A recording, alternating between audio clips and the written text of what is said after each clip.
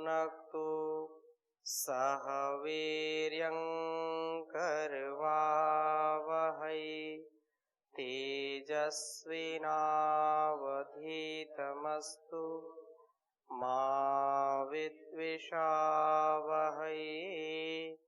ओम शांति शांति शांति।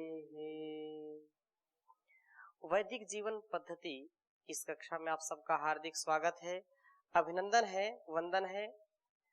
जीवन में हम हर प्रकार के कर्तव्यों को निभाते निभाते अनेक प्रकार की समस्याओं में फंस जाते हैं। कोई छोटा कार्य हो, बड़ा कार्य हो, छोटा व्यक्ति हो, बड़ा व्यक्ति हो, अमीर हो, गरीब हो, तपस्वी हो या विलासी हो, सबके जीवन में कुछ ना कुछ कष्ट, कुछ ना कुछ दुख आते ही हैं। परंतु उन कष्टों को, उन विपत्तियों को, उन आपत्तियों को जो सहन कर लेता है, जो क्षमा का भाव रखता है, जो हृदय में उदारता रखता है, अध्यात्ममय जीवन जीता है, धर्ममय जीवन जीता है, वास्तव में वही सच्चा तपस्वी होता है। तो तप की चर्चा चल रही थी। तप के बिना हमारा जीवन अधूरा है, निराधार है। तप जब हम करते हैं तो हमारा जीवन उस परमपिता परमेश्वर से जुड़ जाता है। उसकी भक्ति की शक्ति से हम अपने जीवन को उन्नत बना लेते हैं। एक क्षण के लिए भी चारों ओर, जैसा हमने कहा कि सभी, चाहे कोई भी प्राणी हो, सबको भय है, सबको कष्ट है, सबको दुख है, लेकिन जो विवेक पूर्वक, जो ज्ञान पूर्वक, जो तप पूर्वक अपने जीवन को जीता है, वास्तव में वही सच्चा तपस्वी होता है। पिछली कक्षा में भी हमने चर्चा इसकी की थी, जो है इस क्षणभंगुर शरीर को पाकर के, क्योंकि ये शाश्वत तो है नहीं, नित्य तो है नहीं, ये अनित्य है। तो अनित्य चीज जब मिली है तो उसका हम सदुपयोग करें। उसका दुरुपयोग यदि करते हैं तो ये बार बार मिलने वाला नहीं है, ये सुर दुर्लभ है। बड़े भाग मानुष तन पावा, सुर दुर्लभ सब ग्रंथ गावा। सब ग्रंथों ने इसका समर्थन किया है कि ये जो मानव का शरीर है, ये विशेष शरीर है, और इस शरीर को पाकर के हमको तपस्वी बनना चाहिए। जब तक हम तपस्वी नहीं बनेंगे, हम अपने जीवन को प्रगति के क्षेत्र में आगे नहीं कर सकते। किसी भी क्षेत्र में यदि हमारी गति नहीं है, प्रगति नहीं है, तो उपसर्ग लग गया तो प्रगति हो गया, प्रकर्षण गति प्रगति। और जब प्रगति नहीं होगी तो क्या होगी? दुर्गति हो जाएगी, दुरुपसर्ग लग जाएगा, उन्नति नहीं होगी, अवनति हो जाएगी। इसलिए हमारे जीवन में यदि हम उन्नति चाहते हैं, यदि हम प्रगति चाहते हैं, प्रकर्षता से जीवन को जीना चाहते हैं, तो तपस्वी होना ही पड़ेगा।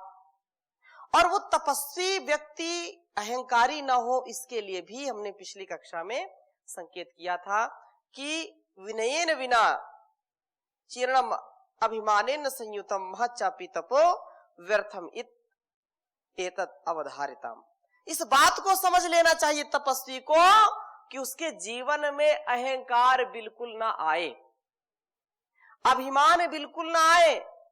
अभिमान की शून्यता, विनयशीलता से युक्त व्यक्ति, अभिमान से मुक्त व्यक्ति ही तपस्वी हो सकता है। वही जीवन को अच्छा जी सकता है। आचार्य चाणक्य लिखते हैं, कुछ गुणों का बखान करते हुए उनके साथ अवगुण भी जोड़ दिए कि यदि ये गुण है, ये अवगुण है, तो उससे लाभ क्या होगा, हानि क्या होगी।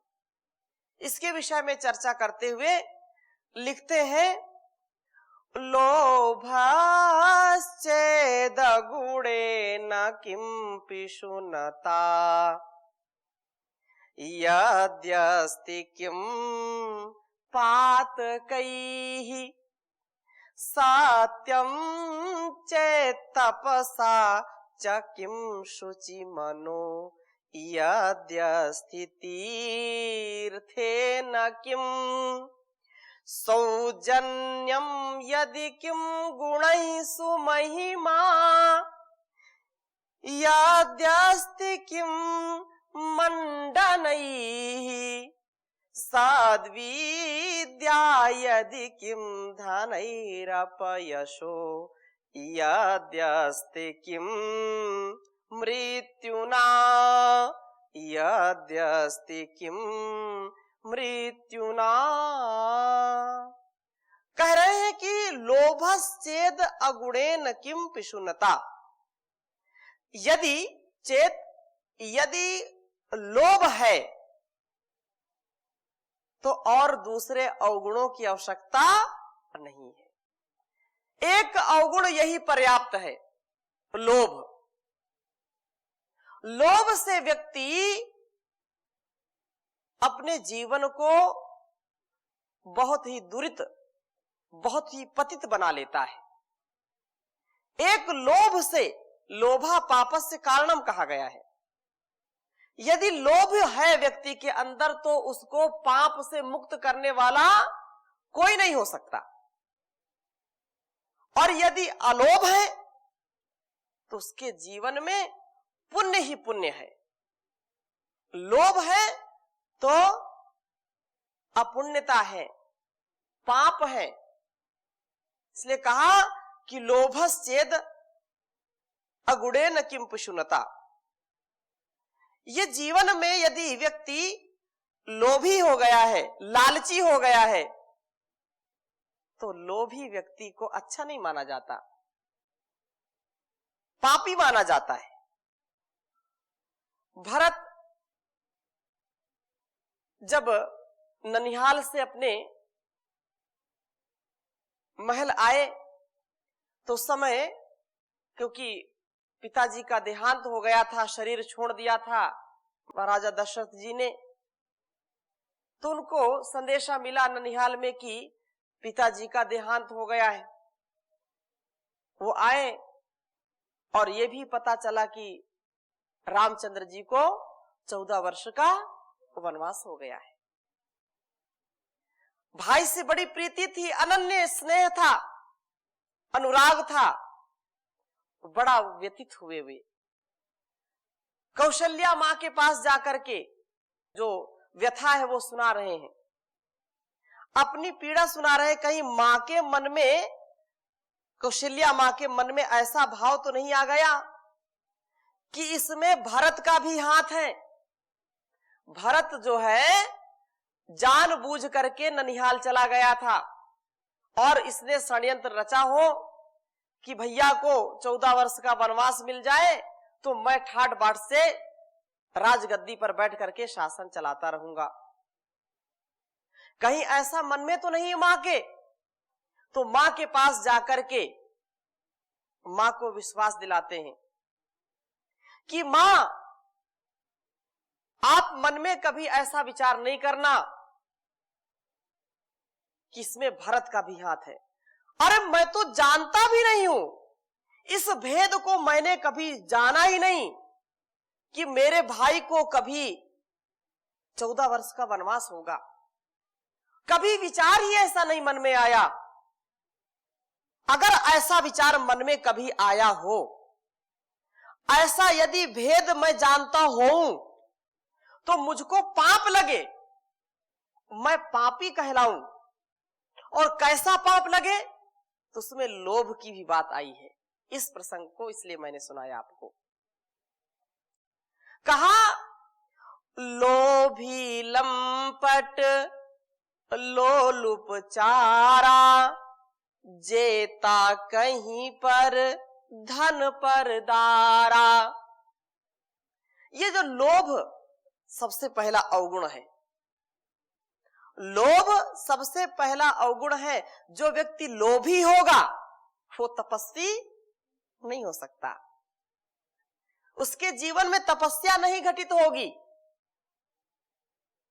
तो भरत कह रहे हैं कि लोभी लंपट लोलुप चारा, जे ताकहीं पर धन पर दारा। जिनकी दृष्टि दूसरों की संपत्ति पर होती है, दूसरे की स्त्री पर जिनकी दृष्टि होती है, वो पाप मुझको लगे। तिनके गति मोह शंकर देऊं। हे शिव शंकर, हे विधाता, यदि मैं उस भेद को भी जानता हूं तो मुझको ऐसा आप दंड दीजिए, ऐसा मुझको ऐसी योनि में भेज दीजिए जो इन लोगों को पाप लगता है, जो लोभी को पाप लगता है। लोभी जो लंपटता करता है, लंपट है जो लोलुप है, जिसमें लोलुपता है, और जो दूसरे के धन को, दूसरी की संपत्ति को हड़पना चाहते हैं, वो पाप मुझको लग जाए। जो पर स्त्री गमन करते हैं, दूसरी की भार्या को बुरी निगाह से देखते हैं, उनको जो पाप लगता है वो मुझको पाप लगे, ऐसी गति मुझको दे दीजिए। इसलिए लोभ को कहा लोभः पापस्य कारणम। लोभ पाप का कारण है। इसलिए यहां पर आचार्य चाणक्य भी कह रहे हैं कि यदि लोभ का अवगुण है तो और दूसरे अवगुण की आवश्यकता नहीं है। और अगली बात क्या कही? पिशुनता यदि अस्ति किम पातकैहि। यदि पिशुनता है, यदि चुगलखोरी है, तो और दूसरे पातकों की क्या आवश्यकता है? और दूसरे हमको अवगुण पतन की ओर ले जाने वाले नहीं है। बहुत ध्यान से इस बात को समझें। हमारा अधिकतम समय जब हम कार्यों से फुर्सत में होते हैं तो चुगलखोरी में निकलता है। उसकी चुगली उससे, उसकी चुगली उससे, और बोलते हैं कि नहीं ये केवल तुमको बताया क्योंकि तुम हमारे बहुत निकट हो, किसी से बताया नहीं मैंने, तुम हमारे बहुत प्रिय मित्र हो, इसलिए इसको मैंने केवल तुमको बताया है। अनावश्यक। ऐसी स्थिति में ये भी वहां पर भरत ने ये भी कहा, बेचहि वेद धर्म दुहिलेहि, पिशुन पराय पाप कर देहि। है जो कहा कि बेचहि वेद धर्म दुहिलेहि। जो लोग वेद को बेचते हैं, अपने ज्ञान को बेचते हैं, व्यापार बना रखा है, उसको जीते नहीं। आजकल के लोग भी ऐसा करते हैं, लेकिन उसका आचरण होना चाहिए। यहाँ पर बेचने का तात्पर्य, विद्या को बेचने का तात्पर्य ऐसा नहीं कि वो कोई ऐसी वस्तु है बेच दी, अर्थात जो जैसा विद्या जानता है उसका वैसा आचरण भी हो।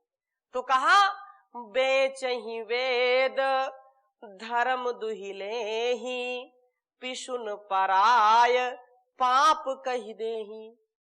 दूसरों की पिशुनता करते हैं, जो दूसरों की चुगली करते हैं, दूसरों की जो है थोड़ी सी भूल को दूसरों के सामने कह देते हैं, दूसरे के द्वारा छोटा सा कोई ऐसा कार्य जो नहीं बखान करना चाहिए, दूसरों को सामने उनका बखान करते हैं, तो वो पाप जिनको जो ऐसा करते हैं, ऐसा दोष युक्त जो कार्य करते हैं, उनको जो पाप लगता है वो मुझको लगे।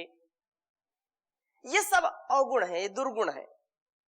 तो जो व्यक्ति चुगलखोरी करता है वो भी तपस्वी नहीं हो सकता है, क्योंकि उसके अंदर का जो भाव है वो ईर्ष्या द्वेष से युक्त है, छल कपट से युक्त है। तो आगे कह रहे हैं सत्यम चेत तपसा। यदि सत्यमय जीवन है, जीवन में सत्यवादिता है, सत्य आचरण है, तो तपसा किम, तप करने का क्या प्रयोजन है। कहने का आशय ये है कि हम यदि सत्य का आचरण करते हैं तो सत्य ही हम जीते हैं, सत्य का आधार हमारा इस जीवन का आधार है, तो अन्य तपस्या करने की आवश्यकता नहीं। सत्यम वद धर्मम चर, सत्य बोलना और धर्म का आचरण करना, सत्य युक्त जीवन को जीना, यह सबसे बड़ी तपस्या है। झूठ फरेब से बचना, छल कपट से बचना, यह सबसे बड़ी तपस्या है। तो कहा ये अगर सत्य का आचरण करते हैं, शुचिता का भाव रखते हैं, तो अन्य तपस्या करने की जरूरत नहीं, सारी तपस्या इसी से सिद्ध हो जाएंगी। और कहा कि शुचि मनो यद्यस्ति तीर्थेन किम, यदि मन में पवित्रता है, शुचिता है, मन आपका निर्मल है, तो तीर्थ में जाने से क्या लाभ। आपका तीर्थ तो आपका शरीर ही है, आपका तीर्थ आपका मन ही है। तो यदि मन में शुचिता है, पवित्र है, तो तीर्थ में जाने से कोई लाभ नहीं। जलमय तीर्थों में भ्रमण और स्नान करने से क्या लाभ है। और यदि मन में खोट भरी है तो अन्य तीर्थों में जाने से भी कोई लाभ नहीं है, कितना भी कोई प्रयास करे। मन में खोट भरी और मुख में हरी, मन में खोट भरी और मुख में हरी, तेरे गंगा नहाने से क्या फायदा, मैल मन का न धोया बदन धो लिया। तेरे गंगा नहाने से क्या फायदा, मन में खोट भरी और मुख में हरी। तो मन यदि पवित्र नहीं है, मन में शुचिता नहीं है, तो आप कहीं भी जाएं, चाहे जो है गंगा नहाने जाएं, चाहे गंगा सागर जाएं, चाहे यमुना में जाएं, चाहे प्रयाग जाएं, चाहे काशी जाएं, कहीं भी आपको शांति मिलने वाली नहीं है। इसलिए मन का पवित्र होना परम आवश्यक है। और यदि मन पवित्र है तो मन चंगा तो कठौती में गंगा, ये बड़ी बात है। इसी प्रकार से आगे कह रहे हैं कि सौजन्यम यदि अस्ति किम, सौजन्यम यदि किम गुणै सुमहिमा, यदि सुजनता है, सौहार्द है, प्रेम है, समरसता है, परस्परता है, एक दूसरे के प्रति कृतज्ञता है, तो कह रहे हैं कि इस संसार में गुणै किम, गुणों की क्या आवश्यकता है, अन्य गुणों की आवश्यकता नहीं है। क्योंकि प्रेम का जो गुण है, प्रेम का जो गुण है, जो परस्परता का गुण है, जो समरसता का गुण है, ये अनेक गुणों से युक्त हमको कर देता है। और सब गुणों से युक्त व्यक्ति भी है और उसमें प्रेम नहीं है, दूसरों के प्रति कृतज्ञता नहीं है, दूसरों का आदर नहीं है, परस्पर जीवन को जी नहीं सकता है, तो ऐसे गुणों से क्या लाभ है। हजारों गुण हो लेकिन एक अवगुण ये हो कि वो प्रेम से रहता नहीं है, तो वह सब कुछ पाकर के भी सब खो देगा। इसलिए कहा कि सुजनता, जो सौहार्द है, जो संगतिकरण है, जो प्रेम है, वो परम आवश्यक है। और यदि ऐसा है तो अन्य गुणों की आवश्यकता नहीं है, वो सारे गुण फिर धीरे धीरे अपने आप आ जाएंगे। आपस का प्रेम बहुत अच्छा है, बहुत ये उठाने वाला है। पोथी पढ़ पढ़ जग मुआ, पंडित भया न कोय,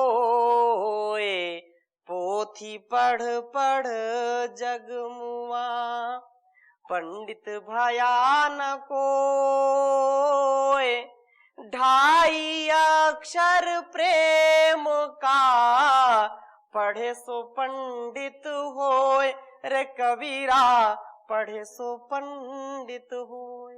ये 2.5 अक्षर का जो प्रेम शब्द है, इसके रहस्य को जो जान लेता है और ऐसा जो जीवन शुरू कर देता है, वास्तव में वही पंडित है, वही तपस्वी है, वही विद्वान है, वही धार्मिक है। उससे बड़ा कोई नहीं हो सकता है।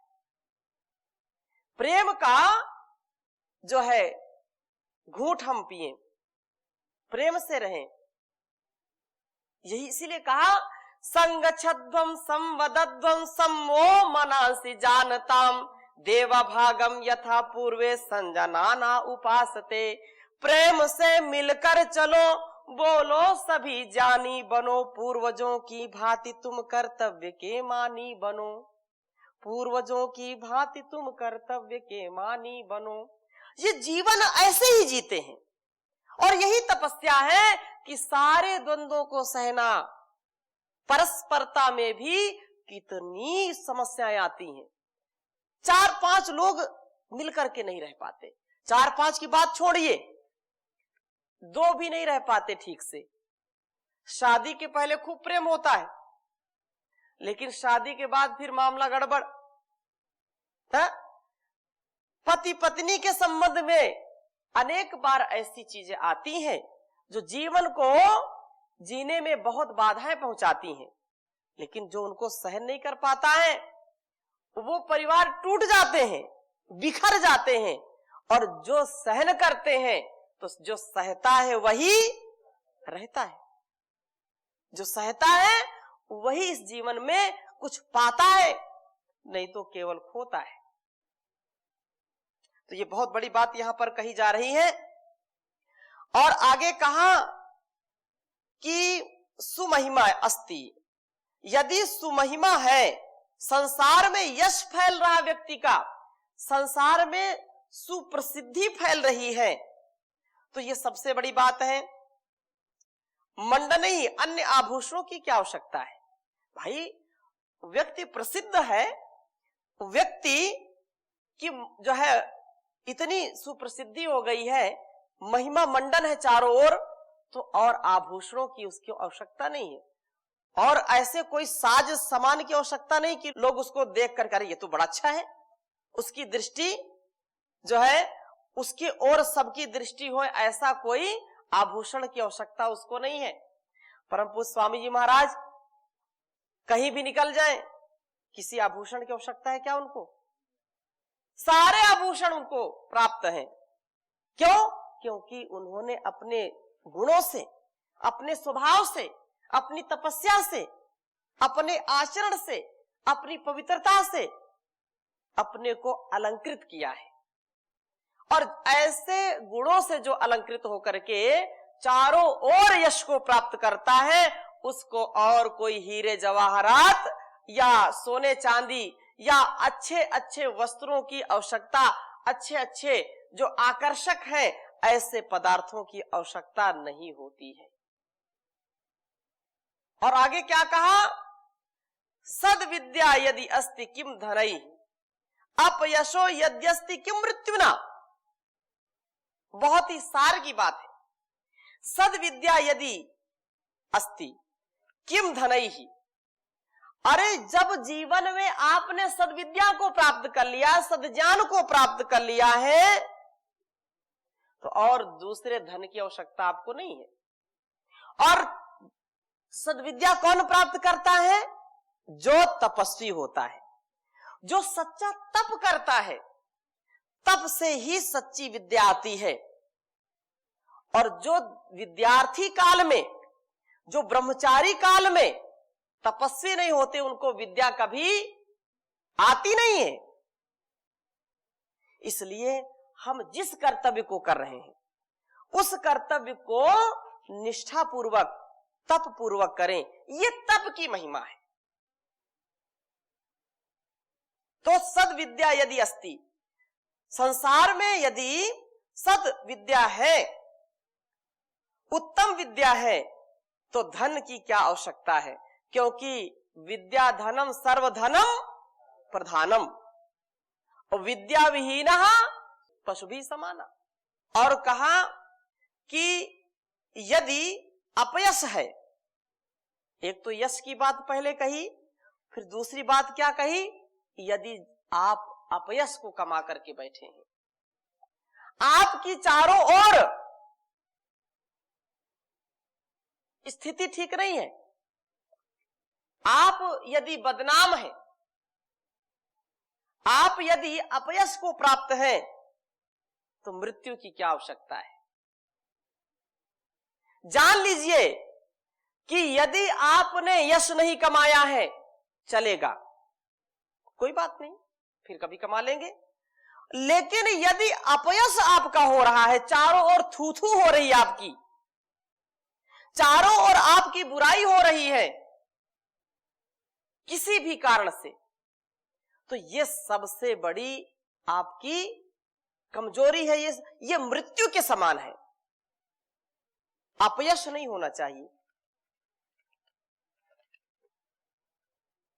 मुझे ऐसा बना दो मेरे प्रभु जीवन में लगे ठोकर न दे,